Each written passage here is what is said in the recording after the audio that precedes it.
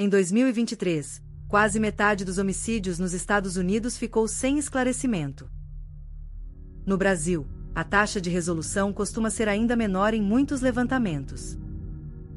Isso significa uma coisa dura, e muito concreta: para milhares de famílias, a investigação não termina. Ela apenas para.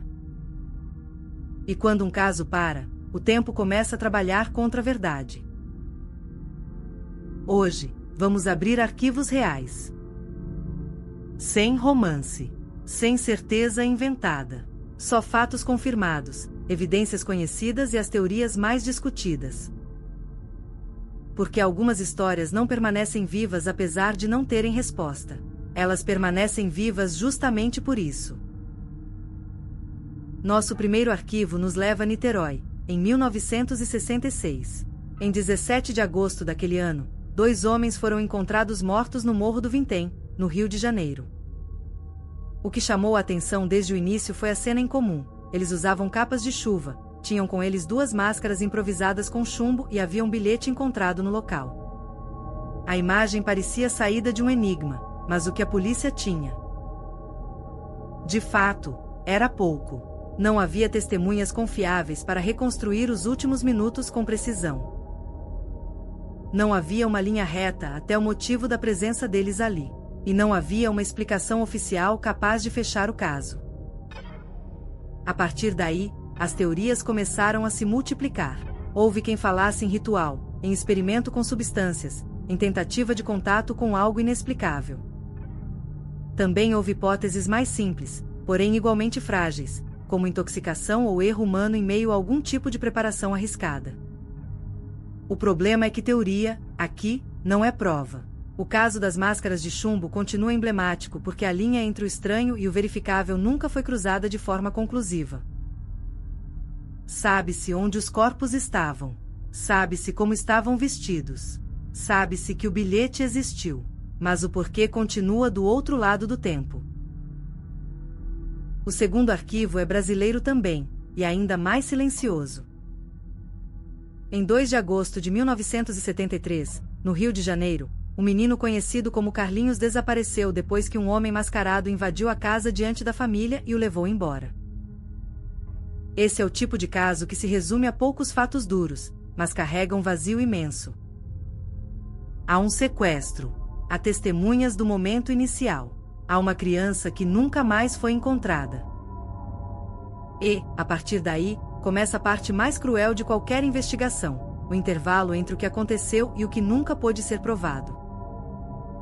Casos como esse costumam gerar hipóteses opostas: sequestro por dinheiro, vingança, crime planejado, rede de exploração. Mas nenhuma teoria vale mais do que a ausência de evidências que a sustentem. O que torna esse arquivo tão perturbador é justamente a simplicidade da cena original. Não há um grande conjunto de pistas. Não há um desfecho que reorganize tudo. Há um evento claro, brutal e irreversível.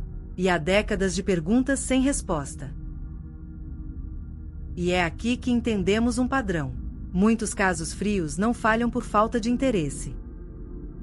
Eles falham porque a primeira janela de prova se fecha rápido demais.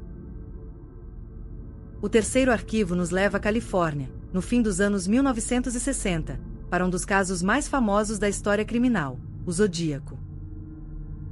O que se sabe com segurança é que uma série de ataques marcou a região e que cartas assinadas pelo criminoso foram enviadas a jornais e autoridades. Essas mensagens não eram apenas provocação. Elas continham cifras, ameaças e um esforço deliberado para controlar a narrativa pública. O caso ganhou vida própria porque misturava violência real com desafio intelectual. Entre os elementos mais conhecidos estão as cartas, os símbolos e os criptogramas. Alguns códigos foram solucionados ao longo do tempo, outros geraram décadas de tentativas e interpretações. Mas um detalhe importante precisa ficar claro: decifrar um texto não é o mesmo que identificar um autor em padrão probatório suficiente para uma acusação. Um enigma pode ser resolvido. Um homicídio, não necessariamente. As teorias sobre a identidade do Zodíaco se acumulam até hoje. Suspeitos foram apontados, reavaliados, descartados. Perfis de DNA e fragmentos de evidência ajudam a excluir alguns nomes, mas não entregam, sozinhos, a resposta final. E talvez por isso o caso continue tão presente na cultura investigativa. Não existe uma última peça aceita por todos. Existe um arquivo reaberto repetidas vezes, sempre com novos nomes, novos testes e a mesma pergunta no centro: quem estava por trás daquelas cartas? Mas nem todo grande mistério nasce de uma série de mensagens. Alguns começam com uma ausência. E esse é o quarto arquivo. Em 3 de maio de 2007, na Praia da Luz, em Portugal, Madeleine M. Secan desapareceu de um apartamento onde estava com a família. Os pais jantavam a pouca distância quando a menina foi dada como desaparecida. O caso rapidamente ultrapassou fronteiras, mobilizou buscas internacionais e permaneceu em circulação pública por anos. Em 2011, a investigação britânica passou a uma nova fase com a Operation Grange, e, em 2024, novas buscas voltaram a ocorrer na região de Lagos, a pedido de um promotor alemão. Esse é um ponto importante. Um caso pode continuar ativo por décadas, e ainda assim, não está resolvido.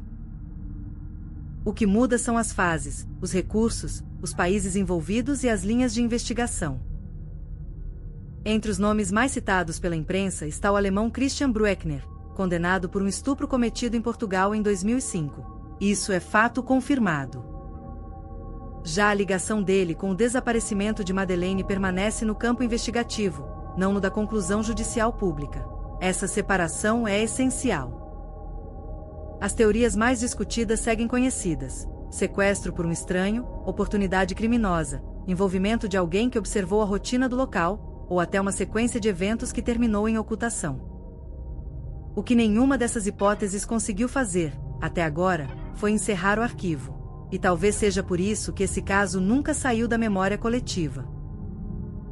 Ele reúne todos os elementos de uma investigação moderna: cooperação internacional, análise pericial, pressão pública e, ainda assim, uma verdade final que continua ausente. Quando colocamos esses arquivos lado a lado, a sensação é a mesma. Em Niterói, um cenário estranho sem explicação definitiva. No Rio, uma criança desaparecida diante da família. Na Califórnia, crimes e mensagens que desafiaram a polícia por décadas. Em Portugal, uma investigação global que nunca se fechou. São casos diferentes. Mas a tensão é idêntica: sabemos o suficiente para entender que algo aconteceu. Não sabemos o bastante para dizer exatamente como, por quê e por quem. É por isso que casos frios permanecem vivos.